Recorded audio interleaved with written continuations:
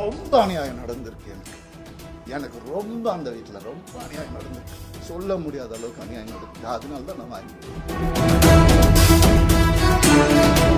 அவங்களும் என் பேரை தெரியாம என்னை வந்து அட்டாக் பண்றாங்க. இட்லி நடிகை அதையும் சொல்லுது. ஒரு பொண்ணு என்ன புரிஞ்சுக்கிச்சு, என் பார்க்காத ஹீரோயினாங்க, என் வேலையே அழகான பொண்ணுங்க கூட தான் நடிக்கிறது. அதான் என் வேலையே. எப்படி ஆளுகள் மயங்கி போயிட்டாங்களா? இத்தனை வருஷம் சொல்ல அவங்களுக்கு ஒரு ரீசன் தேவை.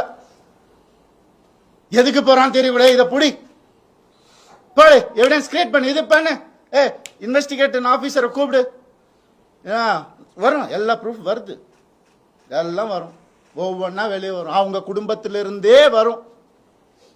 அவங்க குடும்பத்திலேருந்தே நிறைய பேர் என்கிட்ட கான்டாக்ட் பண்ண, உனக்கு எதாவது வேணும் நான் சொல்ல, நான் வந்து வாயை பொத்திக்கிட்டு வேண்டாம் தேவையில்லை நான் ஹேண்டில் பண்ணிக்கிறேன். ஒரு நாளில் என் டைவர்ஸை நான் முடிச்சிருப்பேன். நான் பசங்கன்றதுக்கு ஒரு காலம் வாயை மூட்டு இருந்தேன். நான் என்னெல்லாம் அந்த போய் கேட்டு பாருங்க, அந்த வீட்டில் என்னெல்லாம் நடந்திருக்குன்னு ஊருக்கே தெரியும். அந்த வீட்டில் என்னெல்லாம் நடந்திருக்குன்னு எங்கள் அப்பா அம்மா கையெடுத்து காலில் ஊந்து கேட்டாங்க. என்ன வேணாப்பா அந்த குடும்பம்னு சொன்னாங்க. எனக்கு அச்சதை போடும் போதே இப்படி தான் போட்டாங்க, நாசமா போன்னு தான் போட்டாங்க. மேலே சொன்னதை கேட்க மாட்டாங்க. இன்னைக்கு நடந்துருச்சு. வேலை செய்ய இல்லையா, அதான் ஃபெமினிசமா அவர் தான் சொன்னார் வேலை செய்ய இல்லைன்னு. சரி, ஏன்னா அப்பா அம்மா வந்துட்டு வேலையெல்லாம் எதுக்குப்பா நீ தான் சம்பாதிக்கிற அப்படிலாம் சொன்னாங்க. சரி, வீட்டை விட்டு வெளியே வந்துட்டோம். அப்பயாவது கேட்க வேண்டியது என்ன? ஃபெமினிஸ்ட் இருந்தா என்ன பண்ணணும்? நான் போவேன் வேலைக்குன்னு சொல்லியிருக்கணும்ல. என்ன நினைச்சிட்டு இருக்காங்க எல்லாரும்? இதுல வேற ஒரு சப்போர்ட் அவங்களுக்கு. அந்த இது பேர்ல எடுக்கக்கூடாது, கேஸ் வரும், புரியுது எனக்கு. ஆல்ரெடி 100 கேஸ் இருக்கு என் மேல, ஆல்ரெடி கடன் இருக்கு, எல்லாமே இருக்கு என் மேல. இருந்தாலும் உங்க எல்லாருக்காகவும் நான் சிரிச்சுக்கிட்டே இருக்கேன். எப்பவுமே சிரிச்சுக்கிட்டே. எங்கேயாவது எனக்கு சோகம் தெரிஞ்சுதா? ஏன்னா நான் சந்தோஷமா இருந்தேன். நான் தெரிச்சு தானேங்க வந்தேன்.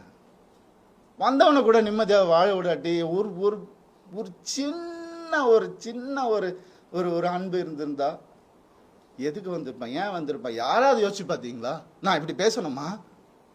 இத்தனை வருஷம் நான் கஷ்டப்பட்டு வாழ்ந்து என் மேல ஒரு பிளாக் மார்க் இல்லாம 23 வருஷம் எவனாவது இருக்கா? நான் கேட்டு பாருங்க. 23 வருஷம் எப்படின்னே புரியல எனக்கு. எப்படி ஏன் நிம்மதியா இருக்க விட மாட்டீங்க? எனக்கு புரியல. என்ன தப்பு நான் செஞ்சேன்? லீகலா தான் தப்பு செஞ்சேனா நானு?